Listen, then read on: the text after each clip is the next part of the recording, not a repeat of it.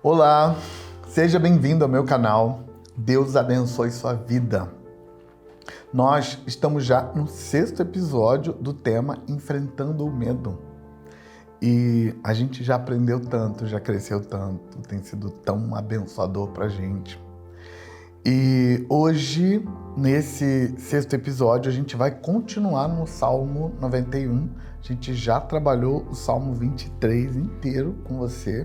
E agora, já começamos no episódio anterior, o Salmo 91. Hoje a gente vai dar sequência no Salmo 91 com você. Mas antes da gente entrar no assunto de hoje, nós vamos orar. E antes de orar, eu preciso te falar que é importante que, se você não se inscreveu, se inscreva, ativa o sininho para você ser avisado dos novos episódios. É importante também que você comenta aqui embaixo, nos contando o que esse episódio significou para você. Essas coisas são importantes porque diz para o algoritmo do YouTube que você gostou do vídeo, que o vídeo te abençoou e, portanto, ele vai indicar esse mesmo vídeo para outras pessoas que têm o mesmo perfil que você. Tá bom? Vamos orar então e pedir que Deus fale conosco.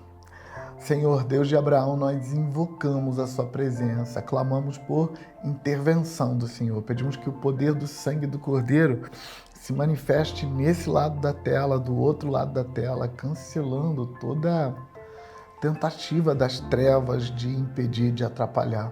Senhor, que tanto desse lado da tela quanto do outro lado da tela a tua unção, ó Deus de Abraão, se manifeste poderosamente, trazendo revelação e vida para nós. Em nome de Jesus. Amém. Amém. Enfrentando o Medo é o nome dessa série e no episódio anterior a gente viu que para enfrentar o medo é preciso perseverar na fé, ficar firme. Usamos a palavra habitar, o verbo habitar e o verbo descansar. E hoje eu quero ir adiante com você no versículo 3 e 4 do Salmo 91, e esse texto diz assim, recebe isso aí como palavra de Deus para a sua vida. Ele o livrará do laço do caçador e do veneno mortal. Ele o cobrirá com as suas penas e sob suas asas você encontrará refúgio. A fidelidade dele será o seu escudo protetor. Nesse texto, a palavra mais forte é o pronome ele, fazendo referência a Yahvé, o Deus de Abraão. E o que o texto está dizendo é que é ele que vai fazer o milagre, não você. É ele que vai te proteger, não você. E você precisa aplicar isso no contexto do medo, para que você entenda do que o texto está falando. Quando o medo assombra as nossas almas, depois que a gente admite o medo e depois que a gente desabafa o medo, a gente precisa encontrar o esconderijo correto. E depois que a gente encontra o esconderijo correto, a gente precisa perseverar nesse esconderijo. Você lembra que no episódio passado te contei a história do coelhinho fugindo do leão. Então é preciso encontrar um esconderijo. Mas uma das questões que conta ponto em vencer o medo, em encarar o medo, é que logo depois que alguma coisa ajuda a gente a vencer o medo, nós queremos controlar essa coisa e fazer dela uma ferramenta que seja nossa. Seja essa ferramenta uma pessoa, seja essa ferramenta um ambiente, seja essa ferramenta um poder, seja essa ferramenta um conforto, qualquer coisa que nos salva do medo uma primeira vez, a gente quer controlar isso, como quem controla uma fonte. Então vamos imaginar que você tenha medo de passar sede. E aí Deus bondosamente dá para você uma fonte de água jorrando da pedra e você bebe e dessedenta a sua alma e todo o seu medo de passar sede desaparece. A partir daquele ponto, aquela pedra de onde a água saiu para matar a sua sede se torna a sua fonte e então você vai colocar uma cerquinha ao redor daquela pedra, você vai colocar um aviso de propriedade particular e talvez você contrate alguns vigilantes armados para proteger a pedra e toda vez que você pegar algum estranho bebendo água na sua pedra, você vai ficar magoado, chateado e tentar fazer mal àquelas pessoas porque elas estão bebendo água na sua pedra. Essa ilustração tem a ver com o que acontece com a gente toda vez que a gente vence o medo, escondendo num esconderijo que nos salvou.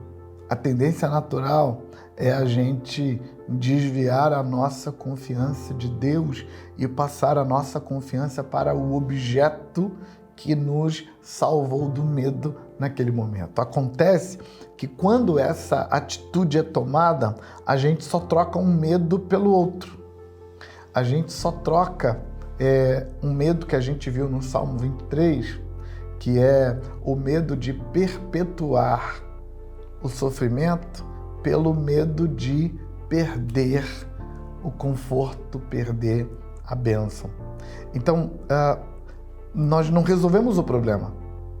Então, por isso que o Salmo 91 está nos ensinando a atitude de não despersonalizar a nossa salvação.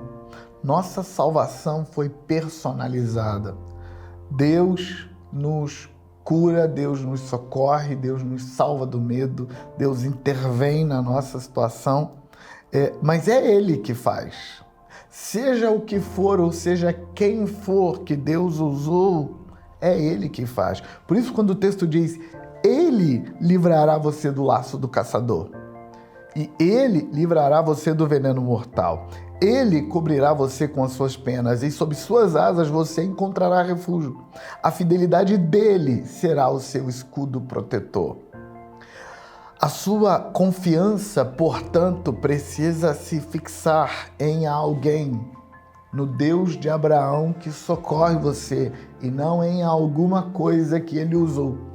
Aliás, isso é tão sério que o escritor aos Romanos, o apóstolo Paulo, escrevendo aos Romanos, no capítulo 1, ele disse que uma das coisas que condenou os povos pagãos e que os afastou de Deus foi que eles adoraram a criatura em detrimento do Criador. E a ideia básica por trás, quando o indivíduo adora a criatura em detrimento do Criador, é a ideia de que